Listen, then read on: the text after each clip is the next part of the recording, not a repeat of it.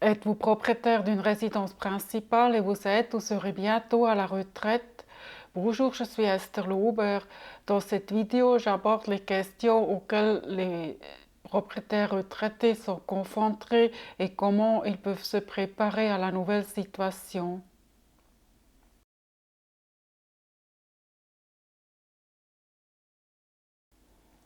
Il est utile de se pencher sur la situation financière au moment de la retraite. Calculez vos ressources de revenus telles que rente AVS, les revenus qui proviennent du deuxième et troisième pilier et des revenus sur les investissements tels que dividendes, intérêts ou des loyers. Des prestations AVS complémentaires peuvent être octroyées si certaines conditions sont remplies également pour les propriétaires. Si votre bien immobilier vous sert d'habitation, la valeur du bien immobilier n'est pas prise en compte dans le calcul de la fortune. Vous trouvez toutes les informations nécessaires sur le site internet de l'État de Genève. Vous trouvez le lien au bas. L'apport provenant du troisième pilier et les économies personnelles peuvent aussi être pris en compte.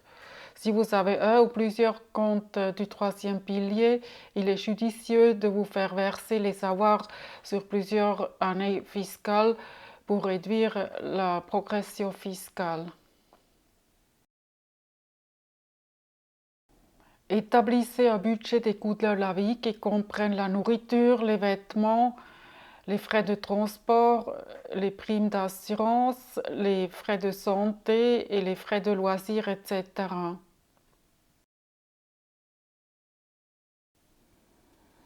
Évaluer les investissements à prévoir. Jusqu'à 2050, les chauffages à mazout et à gaz doivent être remplacés. Vous devez adapter votre maison à la nouvelle loi d'énergie. Les travaux qui sont à prévoir et les délais sont réglés dans la loi de l'énergie et dans le règlement cantonal. Je n'entre pas dans le détail dans cette vidéo. Mais il est possible que vous devrez éventuellement changer le chauffage, installer des panneaux solaires, une pompe à chaleur et isoler la maison.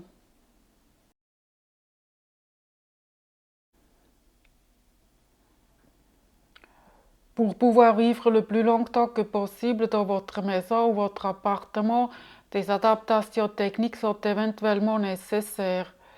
Il faut éliminer tous les obstacles.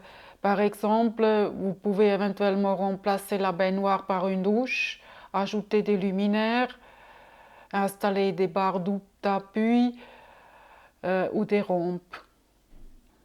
Adapter aussi l'intérieur, fixer les câbles et les fils électriques au mur, fixer les bandes antidérapantes dans la douche, la baignoire et sur les marches d'escalier et sous les tapis. Pensez aussi à l'entretien et au jardinage. Au cas d'une perte d'autonomie, auriez-vous les moyens d'engager une femme de ménage ou un jardinier? Si vous avez un très grand terrain, vous pouvez éventuellement morceler le terrain en plusieurs parcelles et vendre une partie et garder la maison avec une parcelle plus petite pour réduire les frais de jardinage. Si vous êtes en couple, il pourrait être nécessaire de vous protéger mutuellement pour pouvoir rester dans la maison si l'un des deux décède. Si vous avez des enfants communs, vous pouvez conclure un pacte successoral et vous attribuer mutuellement la totalité des acquis. Vous pouvez aussi changer le régime matrimonial et conclure un contrat de mariage pour passer de régime ordinaire de participation des acquis à la communauté des biens. Un contrat de mariage doit être fait chez le notaire et il doit être conclu sous forme d'un acte authentique.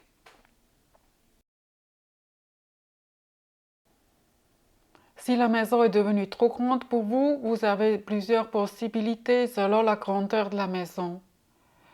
Par exemple, vous pouvez transformer la maison en plusieurs appartements, garder un appartement pour vous et louer les autres appartements à des tiers pour avoir un revenu supplémentaire. Vous pouvez donner votre maison à vos enfants et garder le droit d'usufruit ou le droit d'habitation.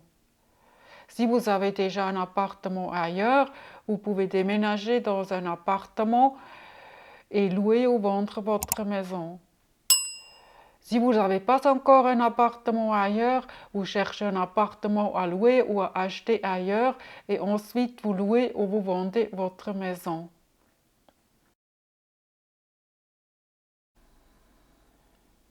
Définissez les besoins concernant votre logement. Désirez-vous rester dans votre logement ou préférez-vous louer un logement ailleurs? Pour pouvoir faciliter la décision, calculez les frais d'entretien et les frais financiers de votre logement actuel et comparez-les avec les loyers que vous payerez à un tiers. Les charges ou les loyers ne doivent pas dépasser un tiers de votre revenu. Si vous avez les moyens, vérifiez s'il vaut la peine d'amortir une partie ou toute l'hypothèque pour diminuer les charges financières. Dans ce cas, calculez aussi l'impact sur la fiscalité parce que la valeur locative reste un revenu fictif sur lequel vous devez payer des impôts. Le nouveau logement doit être adapté à vos besoins. Un déménagement est plus stressant pour une personne âgée que pour une personne jeune. Pensez aussi à votre vie sociale et cherchez un logement qui se trouve à proximité de votre famille et de vos amis pour éviter la solitude. Informez-vous s'il y a des recours aux services de soins et d'aide à domicile. Si vous avez aimé cette vidéo, partagez-la et mettez le pouce en haut. N'hésitez pas à abonner ma chaîne de YouTube pour recevoir immédiatement les nouvelles vidéos dès leur parution. Je vous en remercie. À bientôt et au revoir.